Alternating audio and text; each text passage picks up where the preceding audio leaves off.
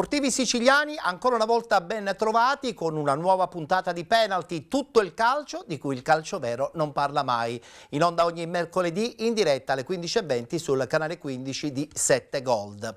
Lo scorso anno è stato il vincitore del campionato in promozione con il San Giorgio Piana, ha vinto anche i Penalty Awards e quest'anno sta allenando, secondo me, una delle squadre rivelazioni del girone A del campionato di eccellenza. Il nostro ospite di oggi è il nostro Filippo Chinnici. Ciao Filippo, ben trovato. Buona giornata e grazie per l'invito. Sono contento di ritrovarti, soprattutto perché veramente dobbiamo confermare questa grandissima stagione del San Giorgio Piana, praticamente una neopromossa, quindi per la prima volta in eccellenza, atmosfera certamente ideale per lavorare anche in tranquillità, credo, sì, no? Sì, assolutamente, a Piana si lavora bene. Io sono lì da 112 panchine, quindi so bene come si lavora a Piana e come si sta a Piana soprattutto. Chiaro, è logico. Quest'anno per la prima volta nella sua storia è in eccellenza Piana degli Albanesi e per questa comunità è un motivo di orgoglio. Assolutamente. Perché è una comunità di 5.000 abitanti e per la prima volta si ritrova in eccellenza. Si ritrova e ci ritroviamo per la prima volta ad affrontare avversari che hanno fatto la storia del calcio siciliano. Chiaro. Domenica andiamo a Gela e quindi è tutto dire. E quindi è tutto una bella cosa. Tra l'altro nel frattempo stiamo vedendo l'ultima partita che avete giocato in casa, la goleata contro l'Oratorio Sancile e San Giorgio, ma io ti faccio una domanda un po' più diretta. In società hanno pensato veramente che quest'anno, insomma, questa realtà potesse veramente rappresentare la novità del girone A? Allora, in società abbiamo iniziato a lavorare col direttore e il presidente in tempi non sospetti.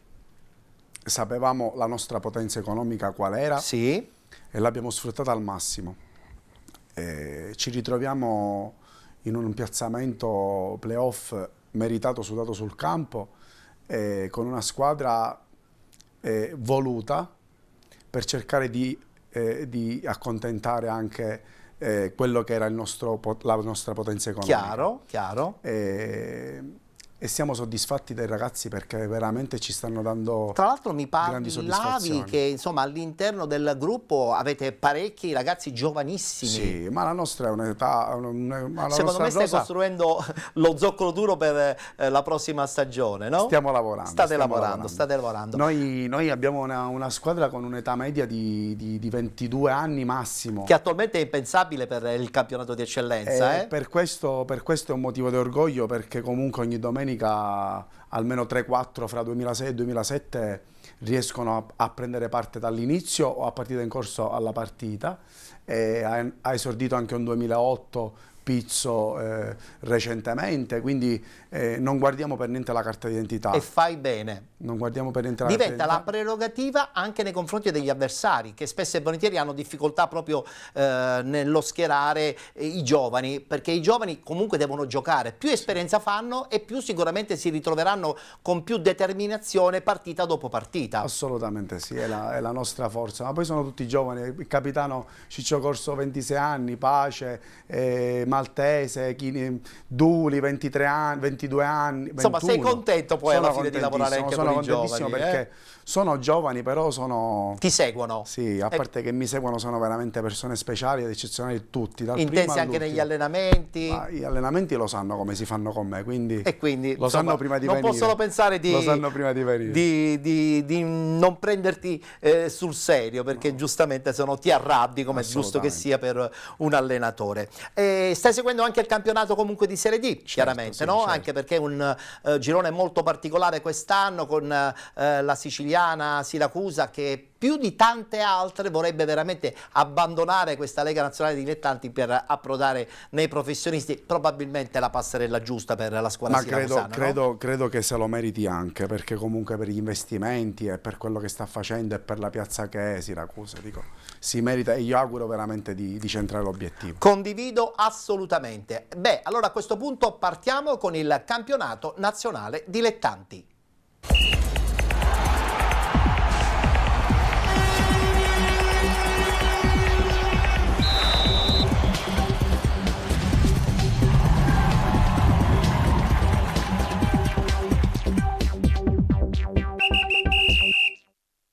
Domenica 26 si è giocata la quarta giornata di ritorno, abbiamo già subito la schermata grazie alla regia. Castrum Favara Licata Calcio 0-0, Siracusa Calcio batte Città di Sant'Agata 1-0, vittoria della Vibonese 3-0 contro il FC Pompei, pareggio tra Locri 1909 e Paterno Calcio. San Cataldese batte Acragas 4-0, Scafatese ed Enna Calcio 0-0, Nissa batte San Biase 2-1, vittoria della Nuova Igea Virtus 2-0 contro il Città di Acilia ed infine Regina che vince in casa del Ragusa per 1-0 ed è proprio la squadra Regina attualmente la vera inseguitrice di questa squadra siracusana, al primo posto con 48 punti, con 45 proprio la Regina 1914, 42 punti per il San Biase, 41 Scafatese, 39 Vibonese Calcio con 30 Nissa, con 29 Paternò, con 28 Castrum Favara, 27 punti Nuova Igea Virtus, con 25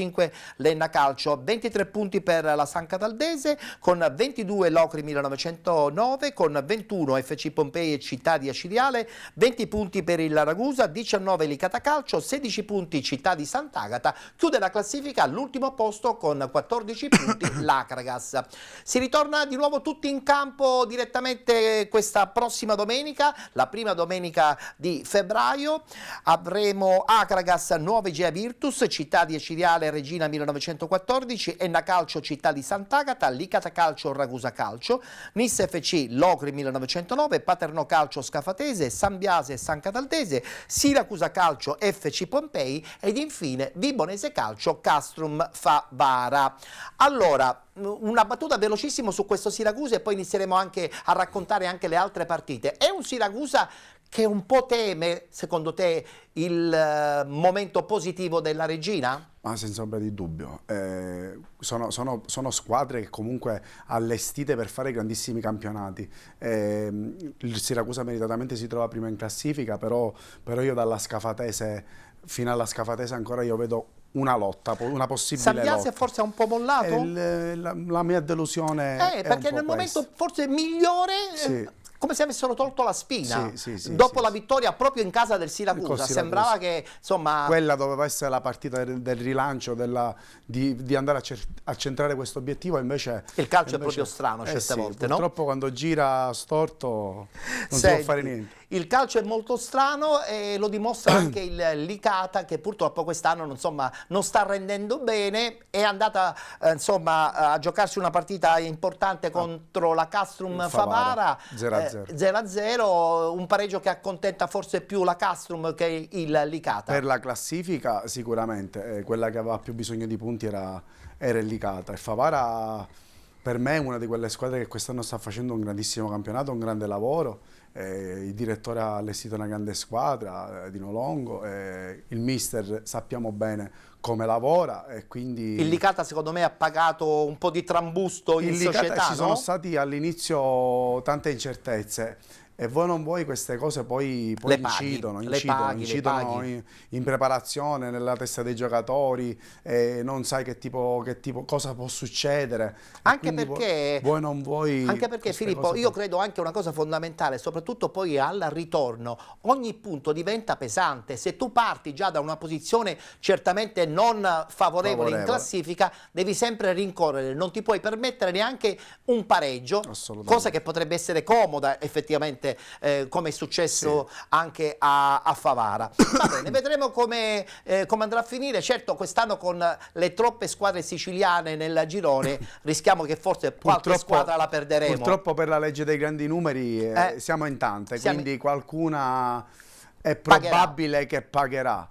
Anche l'Agragas, l'Agragas stesso che si ritrova all'ultimo posto è un colpo al cuore, perché comunque è una grande società, una grande storia. Ha avuto un trend di crescita considerevole, quest'anno forse ci si aspettava di più. Invece, è vero. La categoria. Voglio voltare pagina perché voglio parlare proprio di questo Siracusa che tra l'altro vince in casa della Città di Sant'Agata, un Siracusa che comunque ha ritrovato un Russotto in gran spolvero. Giocatore che ti fa, diciamolo pure, la differenza, soprattutto in Serie D, sei d'accordo? Assolutamente, è uno dei giocatori che fanno proprio la differenza. Non aveva iniziato molto bene la stagione Russotto a Siracusa, forse dopo gli infortuni adesso sta riconquistando purtroppo anche fiducia in se stesso. Gli infortuni fanno parte del gioco. Ci sta pure. Poi questi tipi di giocatori magari nel momento in cui non sono al 100% fisicamente, ti risolvono però con una giocata la partita. E tu questo lo sai perché sei un allenatore al 100% è vero, è vero. Guardiamoci il servizio, la vittoria proprio fuori casa del Siracusa Calcio contro il Città di Sant'Agata.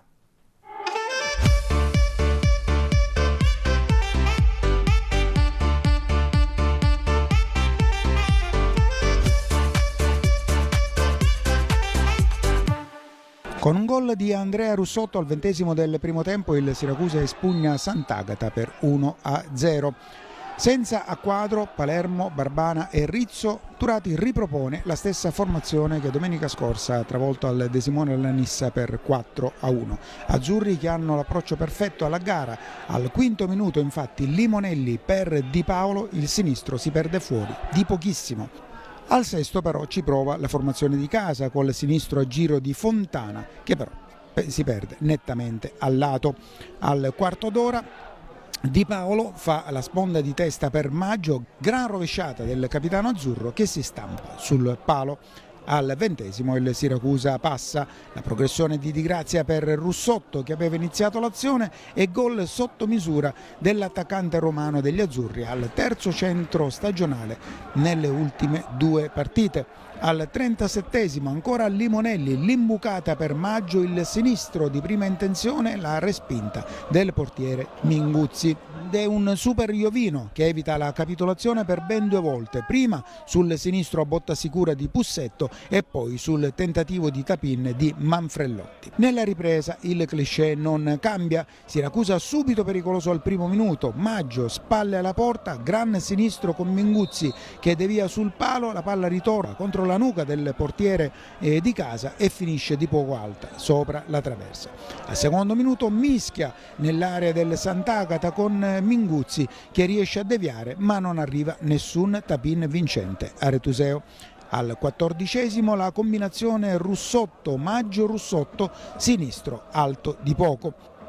Al 19° rischia tantissimo il Siracusa con Pussetto che prova la conclusione ma c'è la deviazione di Pistolesi in calcio d'angolo. 1 minuto dopo il cross di Falla trova Minguzzi a respingere di pugno e Di Grazia che prova la botta al volo con la palla che finisce sull'esterno della rete. Al 33° l'occasione più nitida per la squadra di casa per pareggiare. La svirgolata di Sus permette a Manfrellotti di presentarsi tutto solo davanti a Iovino che lo ipnotizza evitando così la beffa. Al 42° ancora Di Paolo pericolosissimo con la palla che finisce alta. Al 46° Sarao calcia addosso a Minguzzi. Al 50° l'ultima occasione da gol è per gli azzurri ma ancora un Legno si stampa il pallone sulla traversa sulla conclusione a botta sicura di Convitto. Finisce così col successo a Retuseo, 3° derby vinto nelle ultime 3 gare giocate, l'allungo in classifica su Sambiase adesso a -6, su Scafatese a -7, Vibonese a -9, ma c'è sempre la Reggina a -3. Domenica prossima a Retusei in casa col Pompei, Reggina in trasferta ad Acireale prima del big match del 9 febbraio al Granillo.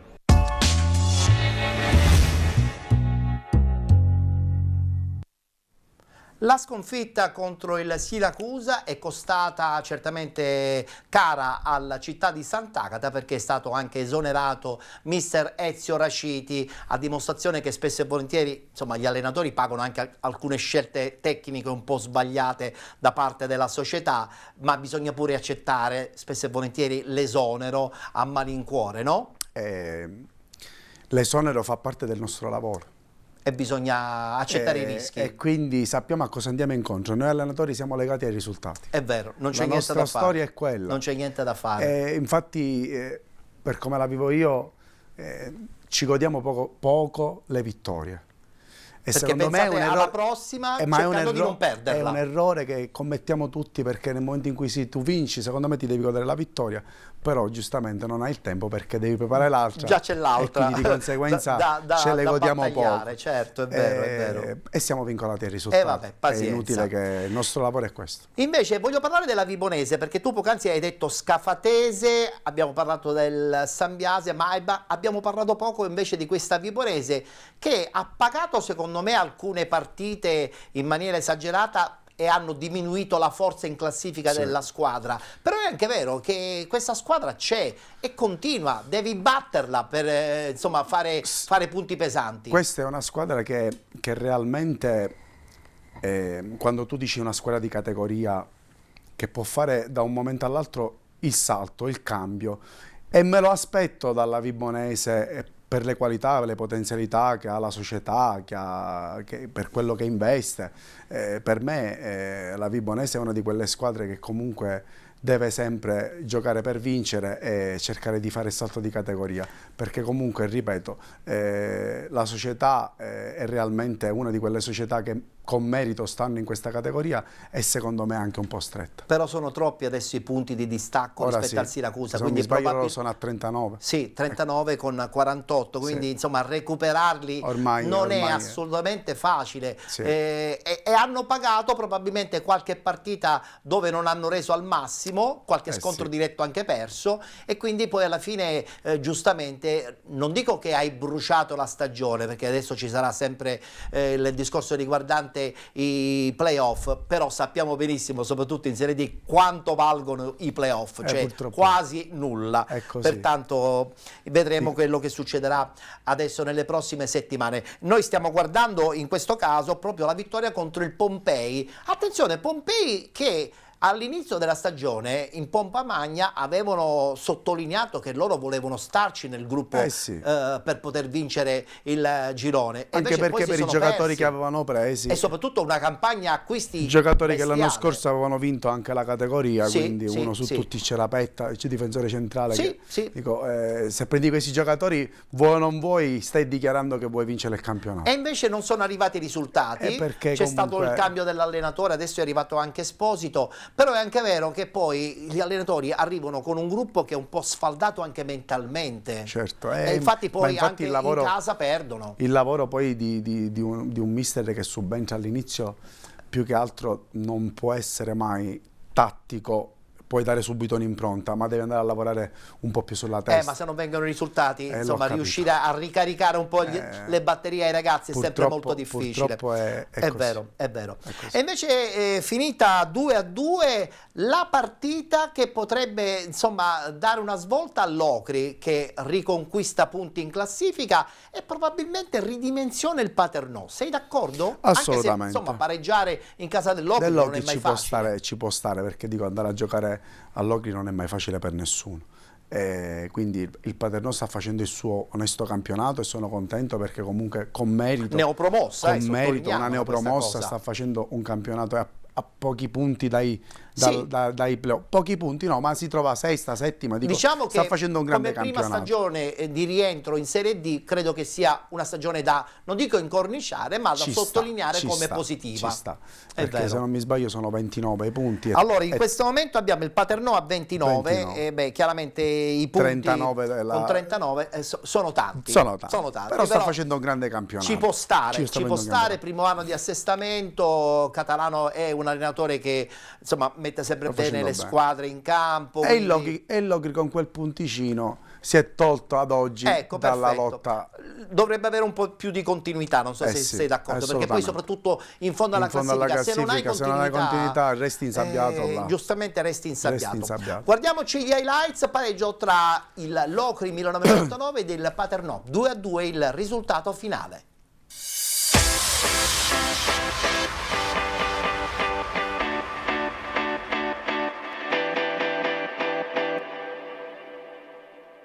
Le galvanizzanti diagonali palla al piede di Francia, le incursioni in area di Ficara, i duelli fisici di Levesque e Bertella. Questo è stato l'Ocri-Paternò, ovvero una gara che non ha mai annoiato, al di là del numero delle reti che sono state ben 4 per un 2-2 finale. Prima sotto i padroni di casa, poi in momentaneo vantaggio. Al fischietto Coppola di Castellammare di Stabia, che forse ha peccato nell'intesa con il resto dei componenti della terna, ma ha lasciato giocare e ha comunque controllato le diverse dinamiche della gara. Già una prima occasione al terzo minuto con Guida, siamo nell'attacco del Paternò sulla sinistra, la sua manovra entra nel fianco destro locrese coperto da Simonetta. Il Locri prova poi l'entrata in stile Levesque con pallonetto smarcante, quindi sullo stesso lato ma del fronte opposto. La gara entra subito nel vivo già all'ottavo con un contrasto e un fallo che appare fuori aria. Siamo nell'area dell'Ocri, quindi Coppola fischia e Rocco lo coadiuva nell'assegnazione del penalty. Al decimo trasforma Guida. Non cambia nulla per il Locri che al 14° già vede in recupero e convergenza Levesque con un traversone ad interpellare Ficara in fuga con tiro al volo. E al 19° è ancora Locri con la giocata di Fangua che mette la palla del secolo sui piedi di Simonetta. Al 21° Pelle che gioca di rimpalli con Mileto e la meglio ce l'ha proprio il portiere siciliano perché la palla di fatto non supera la linea di porta. Al 26° si cambia registro, si cambia anche zona del campo, spizzata aerea di Porcaro, la palla si impenna, poteva essere fatale la giocata del Paternò, tutto riverso in aria alle soglie della mezz'ora, ma siamo sempre alle soglie della mezz'ora quando al 29° Fangua da solo in aria, spalle alla porta, si gira e cerca l'angolo opposto per il gol del pareggio. È tutto rimandato alla ripresa quando si verificherà una classica gara gol special con altri 2 gol, quindi al 7° minuto intanto la punizione con il goniometro del Paternò, ma in aria ciccano tutti la palla dell'agognato vantaggio a questo punto, quindi anche il Locri reclama un rigore al 10° minuto, poi il gioco continua, la punizione di Levesque al 12° vede invece un fallo di Asero che caratterizza così un nuovo penalty. Viene trasformato solamente al 14°, il vantaggio momentaneo dei padroni di casa è affidato ai piedi di Levesque. Passa pochissimo e Francia non perdona, lo fa dalla distanza con una bordata che si insacca e al 18° dice 2-2 che sarà poi il risultato finale, ma in realtà nell'ultimo quarto d'ora poi nessuno si accontenta, gli schemi si smontano, le sovrapposizioni rincorrono l'effetto sorpresa, la più bella, quella di Di Francesco che sul filo del 4° minuto di recupero cerca il 7 con una palla che gira poco sopra.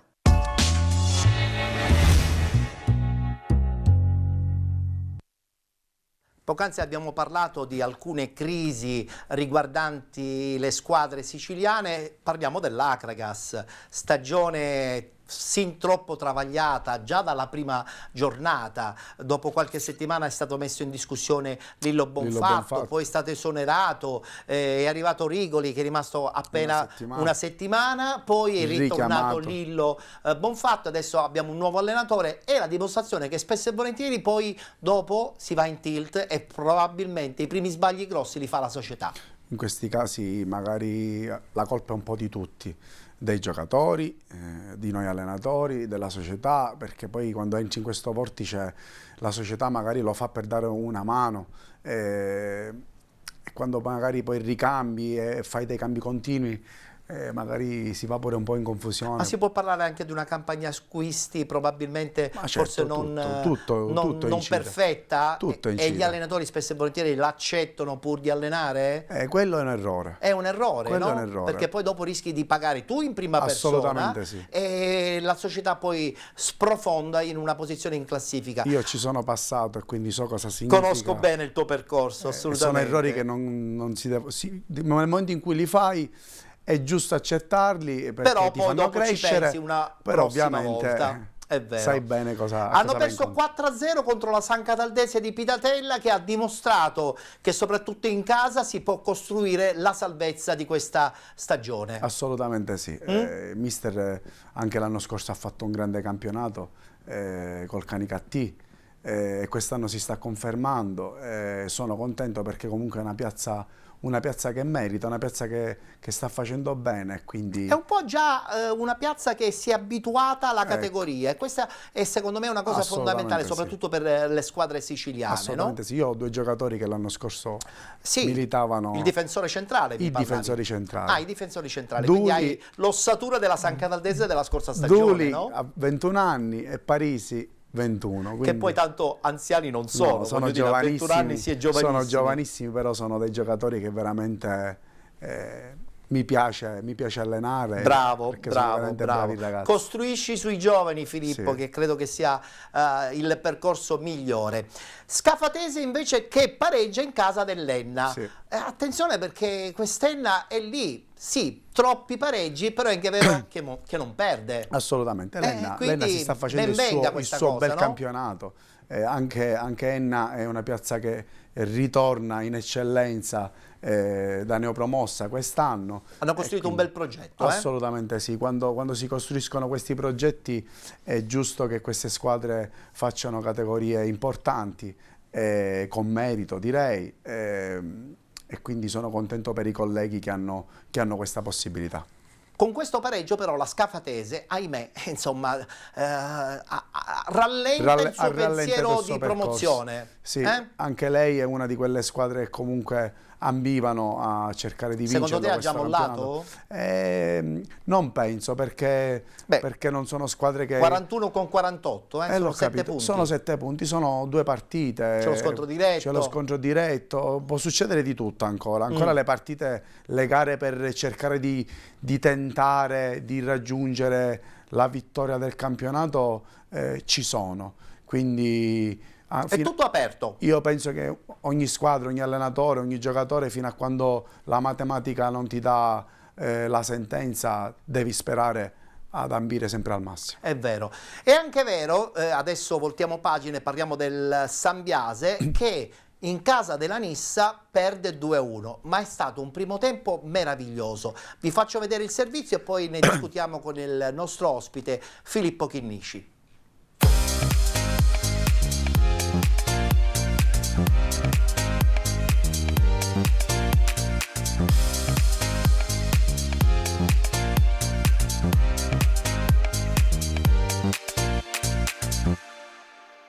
Ventunesimo turno nel girone I di Serie D, stadio Marco Tomaselli di Caltanissetta. La Nissa ospita il Sambiase per un match che mette in palio punti pesantissimi in ottica classifica. I padroni di casa sono vogliosi di reagire dopo la sconfitta rimediata a Siracusa col punteggio di 4-1. Fischia il signor Emanuele Veloci, sezione di Frosinone, coadiuvato da Giovanni Ruoco e Marco Tonti, entrambi della sezione di Brescia. Partiamo allora con raccontarvi del film del primo tempo. Inizia forte il Sambiase, che al terzo ci prova col calcio d'angolo di Zerbo sul secondo palo, rovesciata di Strumbo, il pallone si spegne sul fondo, bella però la sua giocata. Al quinto ancora il Sambiase col pallone rubato e la sfera che finisce in zona neri. Il mancino viene calciato anche qui fuori grazie anche alla deviazione di un difensore. Al settimo il copione lo stesso, però sul versante opposto, perché Diaz ruba la merenda a Frassone, cerca la conclusione sul primo palo a deviazione di Giuliani in calcio d'angolo. All'ottavo, proprio dal corner che segue, Agnello destro a giro per Diaz che svetta in area di rigore. È la specialità della casa, Augusto Diaz.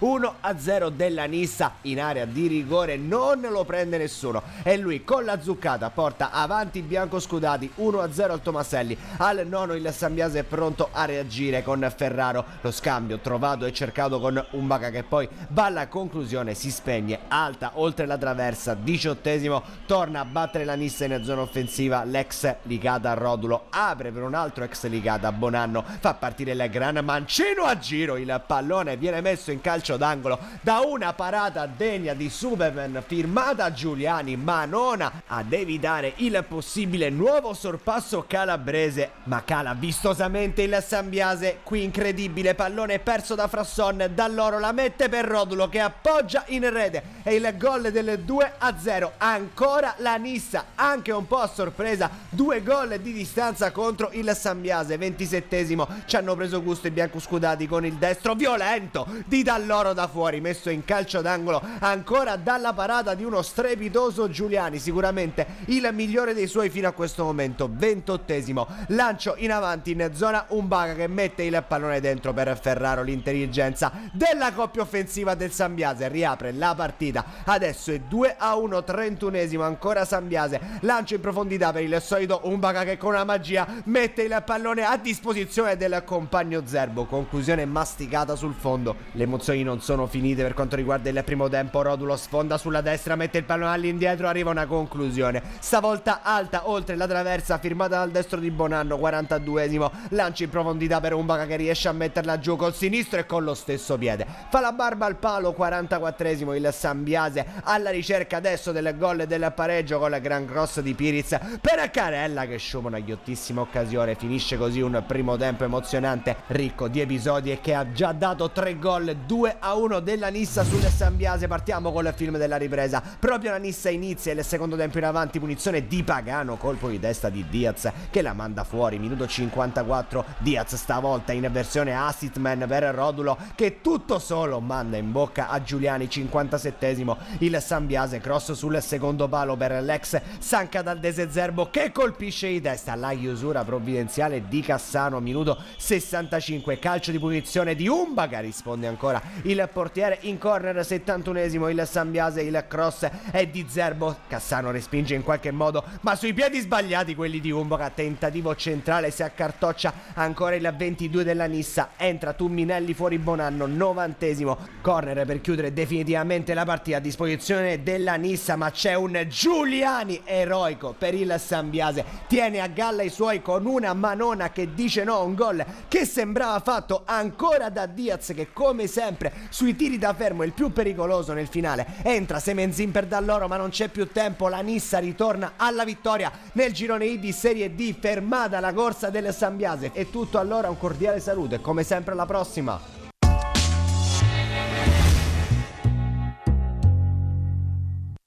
Beh, diciamolo pure, non sembrava neanche una partita di Serie D, perché sia il Sambiase ma soprattutto la Nissa nel primo tempo hanno regalato emozioni, a parte il portiere insomma del Sambiase che ha fatto dei miracoli, però l'intensità anche dal punto di vista tattico ha dimostrato il livello altissimo delle due squadre, sì, no? Sì, sì, assolutamente. Veramente una grande partita. Il Sambiase sta facendo un grandissimo campionato, grandissimi calciatori, ma la Nissa non è di meno e secondo me non è seconda a nessuno. Assolutamente, forse troppi punti persi nel percorso dell'andata. All'inizio purtroppo non è andata bene, mi dispiace per l'amico Nicola. Sì.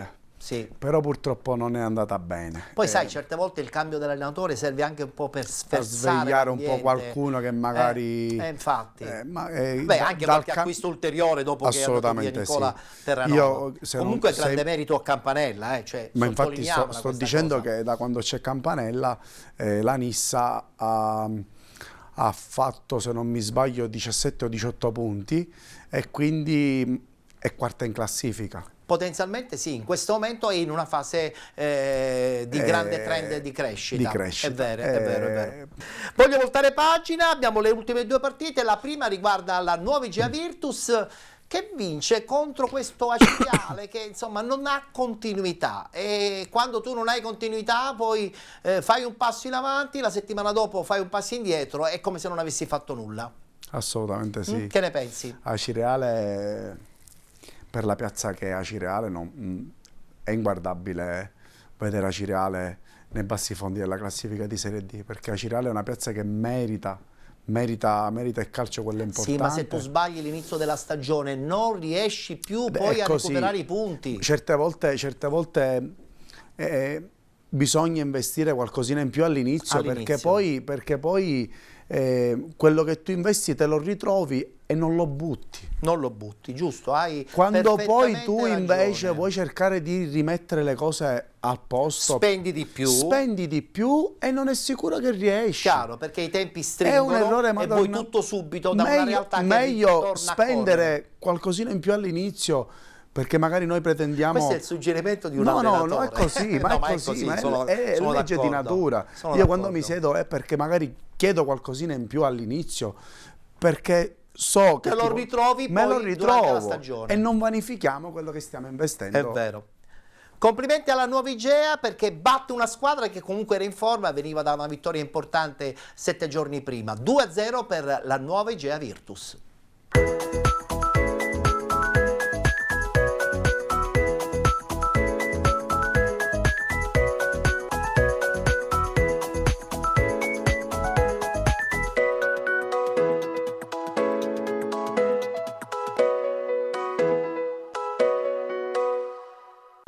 Alfredo Trombino, ancora lui, l'attaccante giallorosso entrato nella ripresa dalla panchina, risolve la sfida contro la Cireale firmando una fantastica doppietta che permette all'Igea Virtus di centrare la seconda vittoria di fila in casa e il terzo risultato utile consecutivo. La squadra acese, arrivata a Barcellona a caccia di punti salvezza, ci prova su calcio piazzato di Romano, ma il suo destro al secondo tentativo non centra lo specchio della porta. Poi l'Igea si fa vedere con un cross dalla sinistra di Carullo che costringe Zizzania a rifugiarsi in angolo, ma pochi minuti dopo gli ospiti rimangono in 10 uomini quando il signor Principe, su indicazioni del secondo assistente Puglia, espelle Danfa per un fallo su Maltese a palla lontana. L'Igea approfitta dell'uomo in più e nella ripresa al minuto 67 sblocca il match quando Trombino, con una fantastica punizione indirizzata all'incrocio dei pali, fa secco Zizzania spianando i suoi la strada verso la vittoria. Per l'attaccante in maglia numero 10 si tratta della 7ª rete in campionato. I giallorossi spingono alla ricerca del raddoppio, reclamando anche un possibile rigore su Cannatella, ma il fischietto di Tivoli dice di no. Il direttore di gara non ha dubbi invece poco dopo, quando concede la massima punizione ai barcellonesi per un braccio largo in aria di Mokulu, e con Trombino che dal dischetto spiazza il portiere, facendo così Igea Virtus 2 a Cireale 0, e per Trombino è doppietta personale e 8º sigillo in campionato, il terzo nelle ultime 2 gare giocate. Nel finale lo stesso Trombino, perfettamente servito da Di Palma, avrebbe la chance di firmare la tripletta e quindi di portare a casa il pallone, ma sciupa tutto calciando in bocca al portiere. Il 2-0 finale consegna dunque all'Igea Virtus la 5ª vittoria casalinga, 7ª complessiva del campionato e il punto numero 27 in classifica, mentre la Cireale rimane fermo a 21 punti al 5º posto play-out.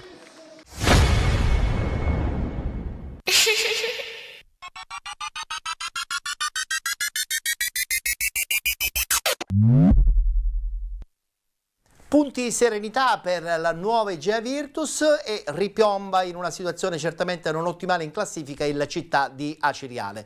Chiudiamo il discorso riguardante il campionato nazionale dilettanti e sentiamo le parole di mister Trocini, allenatore della Regina, che sbanca Ragusa e diventa a tutti gli effetti la vera antagonista del Siracusa Calcio.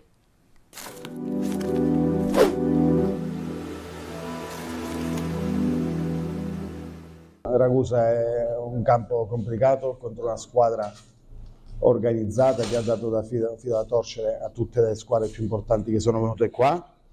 E affrontare queste squadre in questo periodo della stagione che hanno necessità di salvarsi è estremamente complicato, quindi dovevamo fare un tipo di gara secondo me in questa maniera, battagliera, perché non era semplice far gioco, la palla saltava male, quindi c'era sempre la necessità di fare 1 o 2 tocchi in più, quindi il gioco si rallentava, è stata una partita, come si dice, sporca, e anche questo tipo di gara ci ha dimostrato che i ragazzi sono pronti anche a questo tipo di gara, quindi grandissima prova di maturità in questo senso e sono veramente felici.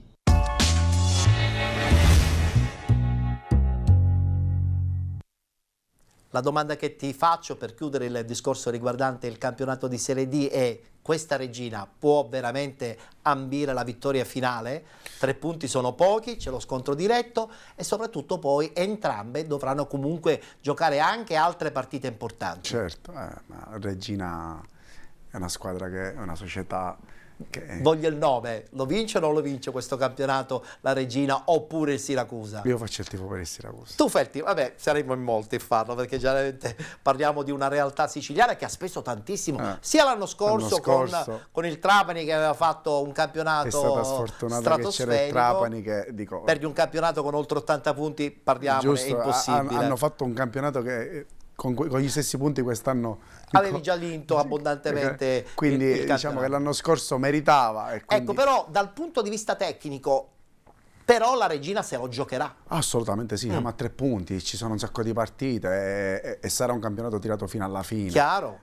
Fino alla fine vediamo chi la spunta. Però ci piace sarà uno cosa, spettacolo. Sarà uno spettacolo. Ci piace perché fino all'ultimo c'è bagarre per la vittoria finale. Noi da siciliani un po' tifiamo per il Siracusa, siamo contenti, però grande rispetto per gli amici di Reggio Calabria che quest'anno finalmente insomma stanno disputando una stagione importante, perché dopo la catastrofe dirigenziale degli altri anni, insomma, vincere un campionato aiuta a crescere, quindi gli auguriamo anche a loro tanta fortuna per anche gli altri anni a seguire. Abbiamo chiuso la prima parte della nostra trasmissione, ci fermiamo, c'è la pubblicità e poi subito con i 2 gironi del campionato di eccellenza.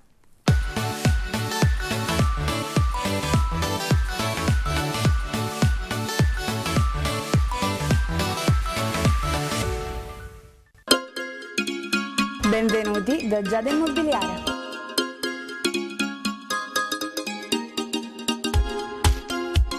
La professionalità come punto di partenza, la qualità dei servizi come riferimento essenziale. Tutto questo è Giada Immobiliare di Giuseppe D'Antoni.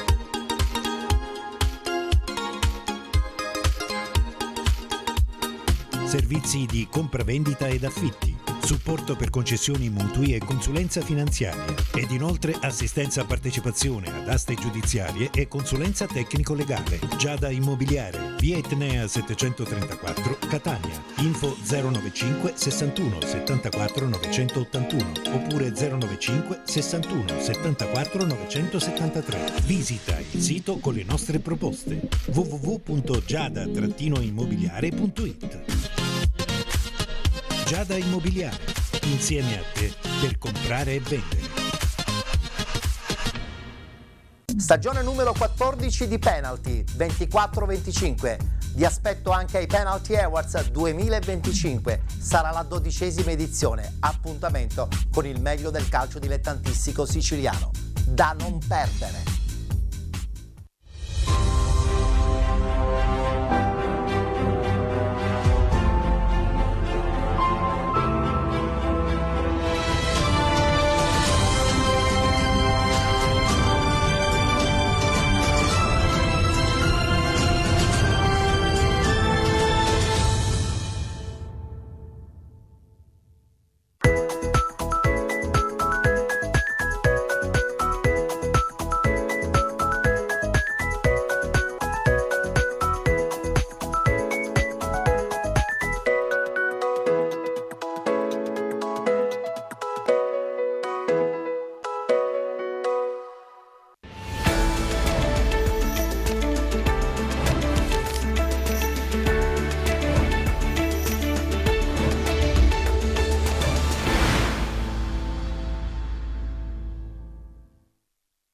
Siete con Penalty, tutto il calcio di cui il calcio vero non parla mai. Una prima parte dedicata interamente al campionato nazionale dilettanti, adesso apriamo i battenti invece per i 2 gironi del campionato di eccellenza, lo facciamo subito con il girone A.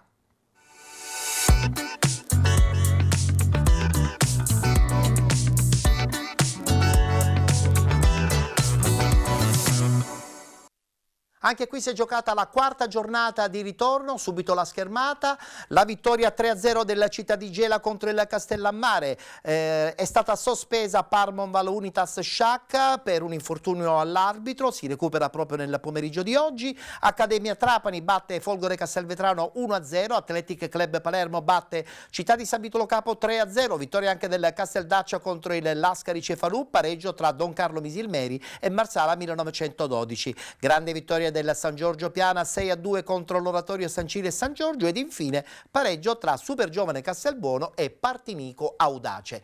Una classifica che vede attualmente in testa ancora la squadra palermitana dell'Athletic Club, a soli 2 punti il Città di Gela con 45 punti, con 35 l'Unitas Sciacca, 31 punti San Giorgio Piana, con 30 Don Carlo Misilmeri, con 29 Marsala 1912, 26 punti per Parmonval e Castellammare, 24 Accademia Trapani, 21 punti Folgore Castelvetrano e Partinico Audace, 19 Supergiovane Castelbuono e Casteldaccia. Poi a seguire abbiamo con 17 Città di San Vito Lo Capo ed Oratorio San Cile e San Giorgio. Chiude la classifica con 6 punti Lascari Cefalù.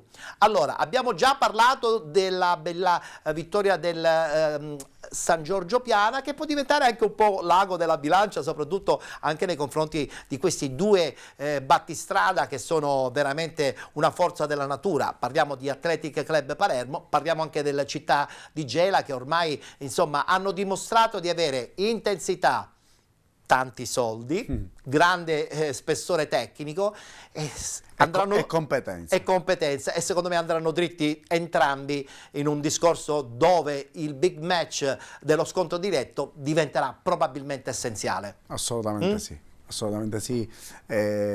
Loro giocheranno fra 3 domeniche. Sì, è vero. Nel frattempo facciamo vedere anche le immagini di questa vittoria dell'Athletic Club Palermo che vince 3-0 proprio contro l'Oratorio contro il Città di San Vito Lo Capo, sì. E ha confermato ancora una volta che primo tempo 0-0, poi dopo alla distanza. Sì, perché è una di quelle squadre che comunque sa che il gol lo fa prima o poi. Sì, è vero, è vero, è vero. Bisogna solo attendere. Ed è così. Io ho avuto la prova in Coppa, giocando una grandissima partita, dove li abbiamo messi sotto. Vincevamo 1-0 fino al 72esimo o 73esimo. La differenza? Calcio d'angolo, che sfruttano tantissimo le palle inattive. Beh, è un po' la prerogativa di Raciti. Un calcio d'angolo, prendiamo il gol dell'1-1 e poi al 90esimo prendiamo il 2-1. Ma nell'1-0, nonostante noi stessimo facendo una super partita, dando non il 100% di più, vedevi in questa squadra una tranquillità.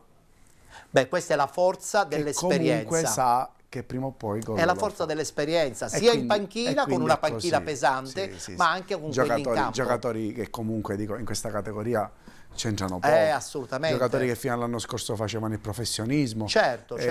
Giocatori che hanno vinto in passato la Coppa col mister. Quindi è una rosa attrezzata, è inutile che ci vendiamo e ci fa piacere che comunque questa Athletic Club Palermo possa diventare a tutti gli effetti, poi già lo è quasi, la seconda realtà di Palermo. Cioè Palermo manca dalla Serie D da tantissimi anni, quindi questo discorso di rappresentare a tutti gli effetti una piazza come Palermo in Serie D è uno spunto in più. Anche per me sarebbe un motivo di orgoglio, perché ci ho vinto 2 campionati. Sappiamo il tuo percorso proprio con l'Athletic Club Palermo. Entrerei a far parte della storia di chi ha dato una mano a questa 2 campionati bellissimo, prima categoria e promozione. Hai portato la squadra in eccellenza, quindi mi ricordo molto bene. Quindi sì, noi domenica andiamo a Gela e poi proprio del Gela ti voglio parlare. Ti voglio parlare proprio del Gela, però prima sentiamo la battuta proprio di Gaspare Cacciola, che vince 3-0 in casa del Casteldaccia, a dimostrazione della forza, anzi del Castellammare, della forza della squadra gelese, che ormai in serie utile da moltissime settimane, da quando insomma Gaspare Cacciola ha preso possesso dal punto di vista tecnico di questa squadra. Sentiamo la battuta e poi sentiamo il nostro ospite, perché secondo me dovrà fare una scelta di cuore, che potrebbe essere l'Athletic Club Palermo, o una scelta tecnica che potrebbe essere quella della Città di Gela.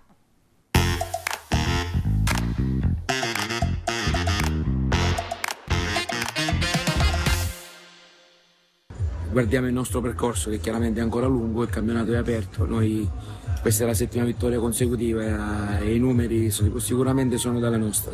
Col Misilmeri c'è stata la sofferenza fino all'ultimo, ma le posso dire che la squadra anche lì aveva avuto tante occasioni gol, aveva espresso un ottimo gioco, mentre oggi non abbiamo mai rischiato, e alle occasioni che poi ci siamo creati siamo andati a concretizzarle, perciò per quello che sono le partite hanno tutte delle storie diverse. Oggi devo dire che come al solito anche chi è entrato dalla panchina ha dato un apporto importante, segno che queste vittorie le fai sicuramente col gruppo. Quella è stata un'azione corale, siamo partiti dal basso e poi sono calciatori che chiaramente hanno un'esperienza, hanno calcato palcoscenici importanti, perciò è normale che poi danno loro interpretazione alle giocate, è normale che Arcidiacono, come tutti gli altri, chiaramente sono entrati con l'atteggiamento giusto, come era accaduto domenica in casa col Misilmere, perché è normale che si ottengono i risultati, ma poi quello che è importante è che gli ho sempre detto, è il gruppo che fa la differenza.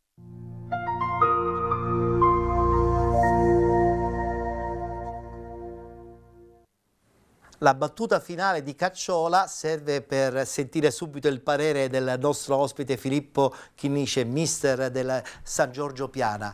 Il gruppo fa la differenza, però è anche vero che anche l'Athletic ha il suo gruppo di grande qualità e di grande maturità. Questo vuol dire che sarà veramente solo lo scontro diretto a decidere?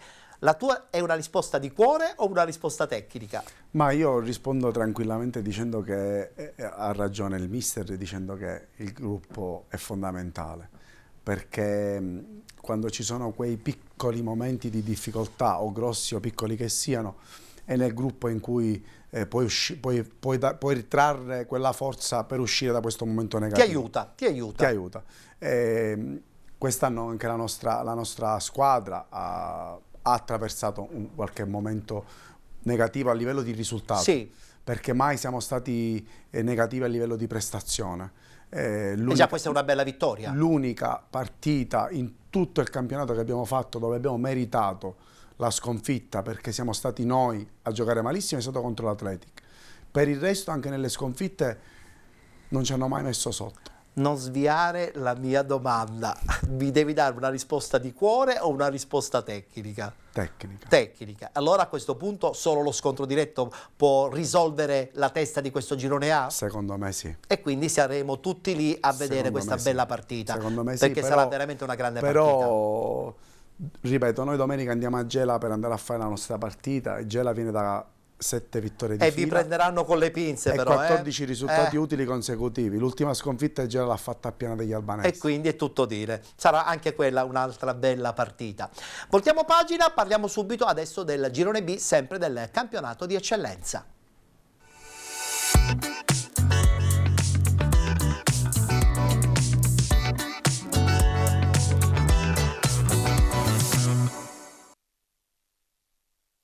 Qui la quarta giornata di ritorno, subito i risultati, dove ancora una volta primeggia questo Milazzo che vince fuori casa a Mister Bianco 3-1, pareggio tra Gioiosa e Leonfortese, vittoria della Rosmarino 3-1 contro il Città di Sant'Agata, vittoria a sorpresa anche del Real Siracuse in casa dell'Imesi Atletico Catania, vittoria della Nebros contro la Ionica FC, vittoria della Leonzio 3-1 contro l'SC Palazzolo, pareggio tra Mazzarone Calcio e Città di Avola 2020 ed infine pareggio anche nel big match proprio della domenica tra Vittoria e Modica, risultato finale 1-1. In classifica la conferma di questo Milazzo, ancora una volta leader ormai quasi dall'inizio della stagione, anzi proprio dalla prima giornata, con 44 punti, allunga di un punto nei confronti del Modica Calcio che è fermo a 40, 37 per il Vittoria, 35 Città di Avola e Nebros, con 27 Imesi Atletico Catania, 24 punti Ionica FC e Gioiosa, con 23 Leonzio 1909 ed SC Palazzolo, 22 per la Leonfortese, 20 punti Rosmarino, 17 Città di Aci Sant'Antonio, 16 punti Real Siracusa Belvedere, con 14 il Mazzarone Calcio, chiude la classifica il Città di Mister Bianco con soli 6 punti. Allora, te l'aspettavi questo Milazzo? Perché ha sorpreso, diciamolo pure, tutti. Ma poteva sorprendere chi magari non conosce il valore delle rose. Certo. Io che il Milazzo avrebbe fatto un grandissimo campionato l'ho visto, lo sapevo dall'inizio, perché comunque è una squadra ben costruita, tantissimi giocatori che giocano insieme da tanto tempo. È un po' l'ossatura del Città di Sant'Agata che con Ferrara aveva vinto proprio nei confronti del Giarre il campionato. E quindi una squadra che già si conosceva. Poi un mister che comunque sa fare lavorare bene la propria squadra, la sa far giocare bene, e quindi sono contento che questo Modica sta facendo questo bel campionato. Ovviamente, questo Milazzo. Milazzo, scusa. Vabbè, anche il Modica non scherza, Stavo dicendo, ovviamente Modica e Vittoria erano quelle più accreditate all'inizio della stagione, per i nomi, per le rose, però non sempre la ciambella riesce con il buco. Guardiamoci il servizio, la vittoria fuori casa proprio del Milazzo 3-1 in quel di Mister Bianco.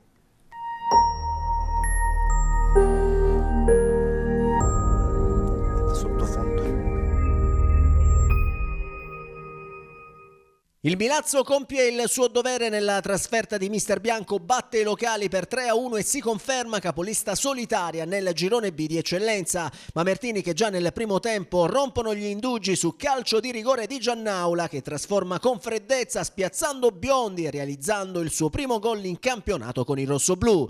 Nella ripresa, dopo 2 minuti, il Milazzo chiude i conti andando al raddoppio con Franchina, che di testa mette in rete dagli sviluppi di angolo, firmando così il suo 7° centro in campionato.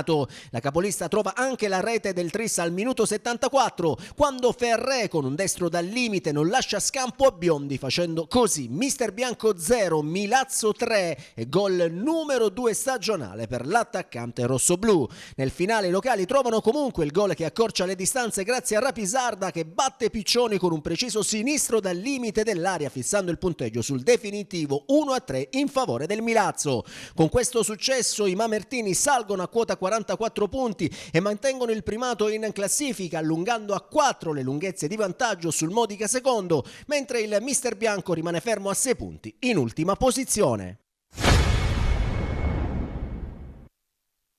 Complimenti dunque alla Milazzo, attualmente prima in classifica in questo girone B del campionato di eccellenza. Ricordiamo il pareggio appunto tra Vittoria e Modica, hanno un po' insomma diviso la posta, cercando giustamente, non perdendo, di non perdere troppo strada, troppi punti nei confronti proprio del Milazzo, che comunque sarà atteso anche soprattutto negli scontri diretti. Siamo quasi in conclusione, partono le immagini dell'Imesi Atletico Catania che perde in casa, attenzione, contro il Real Siracusa Belvedere, sconfitta che insomma ha rivoluzionato un po' i quadri della squadra, perché c'è stata la dimissione di Mister Venuto e l'arrivo tra l'altro anche e soprattutto di Settineri, che ritorna in pista dopo la bella stagione l'anno scorso a Modica, ha sfiorato con la finale nazionale il passaggio in Serie D. Che ne pensi di questo ennesimo terremoto in casa Atletico? Fa parte dei giochi, dispiace per Mister Venuto per questa decisione presa, e sono contento per un nuovo collega che inizia a lavorare. È vero, è vero. Abbiamo anche una fotografia di Mister Venuto, che credo che sia uno dei signori del calcio siciliano. Sappiamo della sua carriera, sappiamo soprattutto della grande qualità umana, e sai, spesso e volentieri le cose non collimano poi con gli obiettivi, non dico della società, anche del gruppo che vai ad allenare, no? Può succedere. Può succedere. E tu da allenatore lo sai che può succedere. Assolutamente sì. Siamo nella parte conclusiva della nostra stagione, della nostra puntata, diciamolo pure, ci siamo divertiti perché abbiamo parlato di calcio, assolutamente, e poi sì, con te mi diverto perché il tuo è un bel dialogo fluido, profondo conoscitore, perché secondo me insomma l'eccellenza sì, ormai la conosci bene, la promozione l'hai vinta e credo anche con grande merito. L'obiettivo a questo punto tuo è quello di allungare ancora un po' con questa carriera, no? Assolutamente. Penso che avrai degli obiettivi. Certo. Ne hai parlato con la tua attuale società di un possibile miglioramento anche di quella che comunque sin qui è una classifica importante? Guarda, io col presidente ne parliamo spessissimo. Addirittura? Vi confrontate? Sì, assolutamente. Il presidente Troca è una persona molto ambiziosa.